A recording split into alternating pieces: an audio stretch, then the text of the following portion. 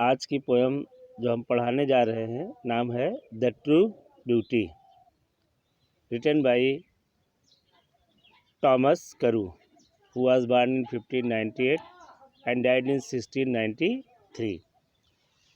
In this poem, the poet has described two types of beauty. First stanza, the physical beauty, and second stanza, the spiritual beauty. अब पहले हम हिंदी बताएंगे, उसके बाद इसका explain भी समझाएंगे और इंग्लिश में भी बताएंगे। पहला लाइन है ही दैट लव्स अ रोजी चीक, वह व्यक्ति जो किसी के गुलाबी गालों को देखकर प्रेम करता है, और कोरल लिप एडमायर्स, या किसी स्त्री के मूंगे, कोरल माने मूंगे जैसे, लिप माने ओठ, मूंगे जैसे लाल ओठ को देखकर उसकी प्रशंसा, एडमायर्स माने प्रशंसा करके प्रेम करने लगता है। और from star like eyes the seek, या अपनी प्रीतमा की आँखों को, किसी स्त्री की आँखों को तारों की भांति देखकर प्रेम करने लगता है। Fuel to maintain his fires, his fires माने उसकी प्रेमाग्नि, फ्यूल माने ईंधन, मेंटेन कायम रखना, तो उसके प्रेमाग्नि को कायम रखने के लिए ये तीनों चीज़ें ईंधन का कार्य करती हैं। कौन कौन सी? ऊपर जैसे लिखा है rosy cheek, coral lip and star like eyes, ये ईंधन का कार्य करती हैं, अर्थात एक व्यक्ति को उत्तेजित करती हैं प्रेम करने के लिए। As old time make this decay, लेकिन जैसे जैसे समय व्यतीत होता है, दिस डिके, इनमें कमी आ जाती है। किन में कमी आ जाती है? Rosy cheek, coral lip and star like eyes में कमी आ जाती है। तो as old time make this decay, time old time, समय बूढ़ा नहीं होता है बल्कि with the passage of time. यहाँ पर कवि ने अलंकार का यूज़ किया है जिसका नाम है पर्सोनिफिकेशन।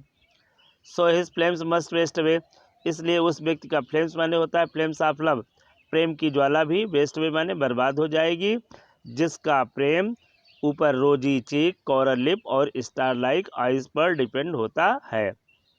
दूसरा स्टंजा में कल इतना पढ़ाया था, दूसरा स्टंजा यहाँ से है, but I smooth and state fast mind, लेकिन स्मूथ माने स्वच्छ और स्टेट माने दृढ़।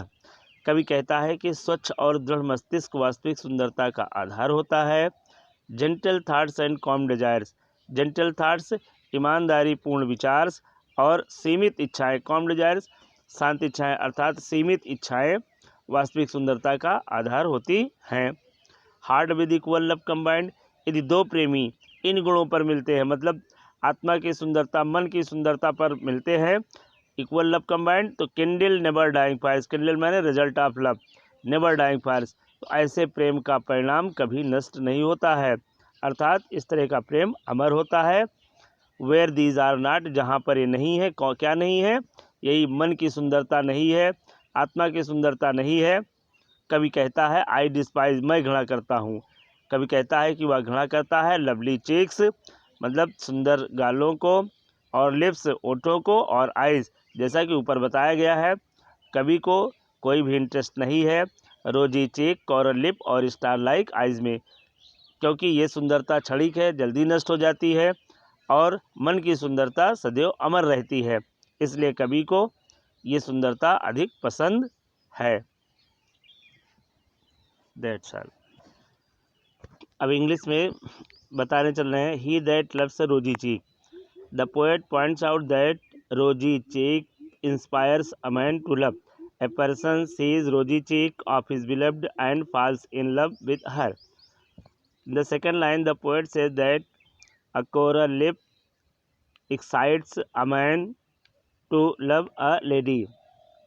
A man sees, in the third line, a man sees star-like eyes of his beloved and falls in love with her. But actually, rosy cheek, coral lip, and star-like eyes are not permanent beauty. This beauty decays with the passage of time. Fuel to maintain his fires. Rosy cheek, coral lip, and star-like eyes are like fuel.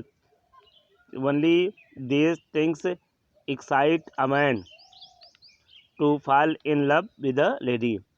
But as old time make this decay, but with the passage of time, the person who loves physical beauty does not get the same beauty, so his flames must waste away. So the feeling of love must decay very soon. This is why the poet advises that one should not fall in love with physical beauty. Now, in the second stanza, but a smooth and steadfast mind. Here, the poet points out that clean and firm mind is the basis of true beauty. Without these things, we cannot imagine for true beauty. A smooth and steadfast mind, it means firm mind, plays an important role in true beauty. After this, the poet points out that gentle thoughts and calm desires, honest thoughts and limited desires are the basis of true beauty. These are part and parcel of true beauty. Hearts with equal love combined.